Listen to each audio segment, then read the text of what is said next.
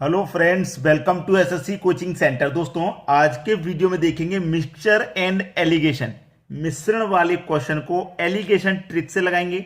सभी क्वेश्चन को आसान है, सभी प्रश्न। चलिए स्टार्ट करते हैं। पहला क्वेश्चन है, एक प्रकार के द्रव्य में 25% दूध है, अन्य द्रव्य में 30% दूध है। एक कैन में पहले द्रव्य का छठा भाग और दूसरे द्रव्य का चौथाई भाग भरा जाता है। नए मिश्रण में दूध का प्रतिशत ज्ञात करें। बहुत ही बेहतरीन क्वेश्चन है। देखिए, यहां पे उसने बोला कि द्रव्य में 25% दूध, 25%, अन्य द्रव्य में 30% दूध। ठीक है, अन्य में यानी कि कोई दूसरे में 30% दूध है। एक कैन में पहले द्रव्य का छठा भाग, पहले द्रव्य का छठा भाग, ठीक है, और दूसरे द्रव्य का चौथाई भाग। पहले वाले द्रव्य का कितना? छठा भाग। दूसरे वाले द्रव्य का कितना? चौथाई भाग। यही तो बोला है उसने, पहले का, और पहले का छठा भाग और दूसरे द्रव्य का चौथाई भाग। चलिए, अगर मैं इसको कटाऊंगा तो कितने से कटेगा? ठीक है, 2 से कटा दूंगा 3 बार, और दूसरे से कटा दूंगा तो ये 2 बार में कटेगा। इतना तो संभव क्लियर है आपको भाई। 2 से कटाऊंगा तो 3 बार में कटेगा और ये 2 बार में कट गया। चलिए, अब क्या होता है, एलिगेशन यहां पे हम कह रहे हैं कि एलिगेशन मेथड से सॉल्व करेंगे। तो एलिगेशन मेथड क्या होता है? देखिए, 30 का और 3 का अंतर कितना हो जाएगा? 27 हो जाएगा कि नहीं? देखिए, 27 हो जाएगा कि नहीं? हम क्रॉस अंतर ही तो करते हैं एलिगेशन मेथड में। तो देखिए, 30 का और 3 का अंतर 27 हो गया। 25 में और 2 में, 25 और 2 कितना होता है? 27 होता है कि नहीं होता? तो आपको आसानी से समझ में आ गया। प्रश्न यही खत्म है, प्रश्न यही खत्म है। हमसे पूछा है कि मिश्रण में दूध का परसेंट क्या होगा। दूध का जो परसेंट है वो 27% हो जाएगा, यानी कि डी ऑप्शन आपका बिल्कुल सही जवाब है। आपको अलग से कुछ नहीं करना। पहले वाला द्रव्य में 25% दूध, दूसरे में 30%।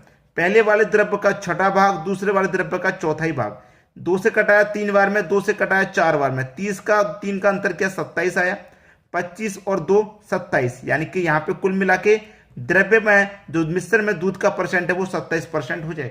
चलिए, अब देखेंगे अगला क्वेश्चन। अगला क्वेश्चन है, एक पार्टी में समीर एक गिलास में 2 प्रकार के द्रव्य मिलाता है। एक प्रकार में द्रव्य में 35% रम है। कितना? 35% रम है।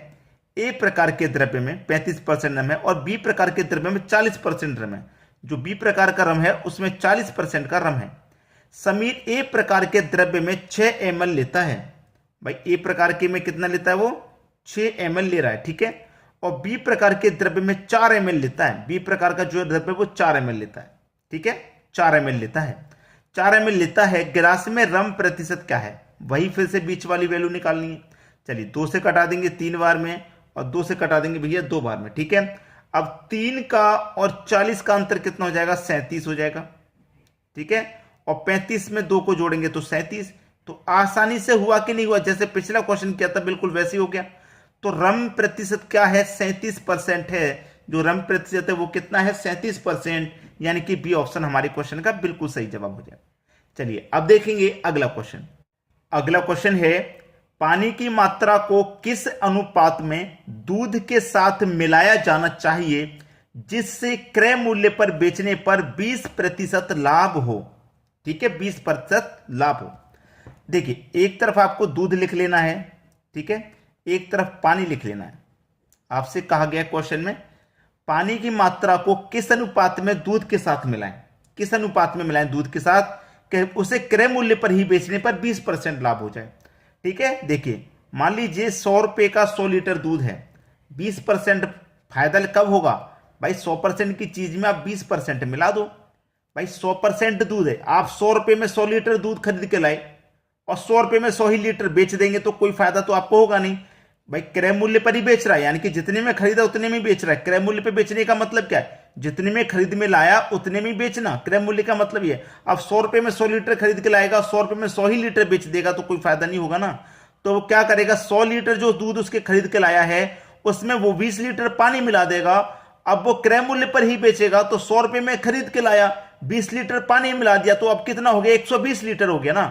तो 100 रुपए में खरीद के लाया था और 120 लीटर हो गया तो 120 में बेचेगा तो 20% का फायदा तो वैसे ही हो जाएगा उसको।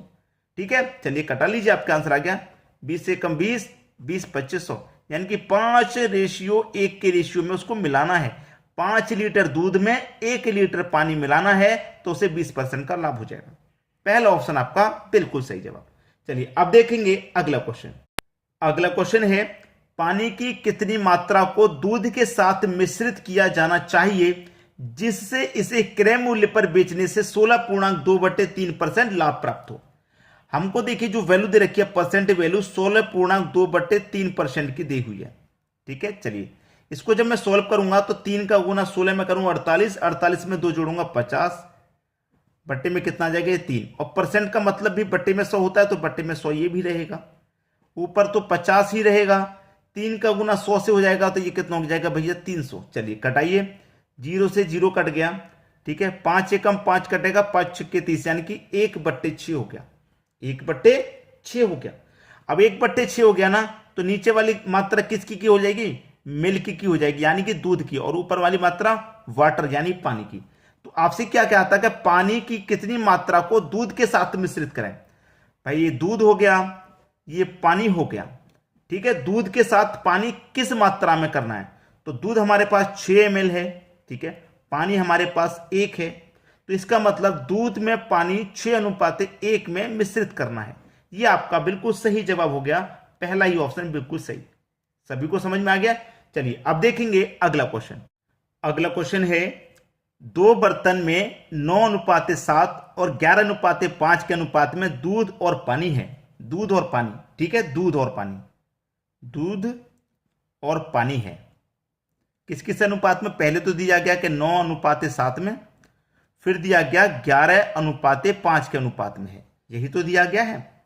ठीक है, इसको देने के बाद कह रहा है, यदि दोनों बर्तन 1:1 के अनुपात में मिश्रित किया जाता है, नए मिश्रण में दूध और पानी का अनुपात ज्ञात करें। 9 और 11 कितना हो गया भैया, दूध 20 हो गया, पानी 7 और 5 कितना हो गया भैया, पानी 12 हो गया। ठीक है, उसने कहा कि 1:1 के अनुपात में मिश्रित करना है, तो 1:1 के अनुपात में मिश्रित करने से भाई 1:1 के अनुपात में मिश्रित करो, 9 और 7 कितना हो जाएगा भैया, 16 हो जाएगा। भाई दूध लिया हमने 9 लीटर, पानी लिया 7 लीटर, कितना हो गया, 16 लीटर हो गया। दूध लिया 11 लीटर, पानी लिया 5 लीटर, ये भी कितना हो गया, 16 हो गया कि नहीं हो गया।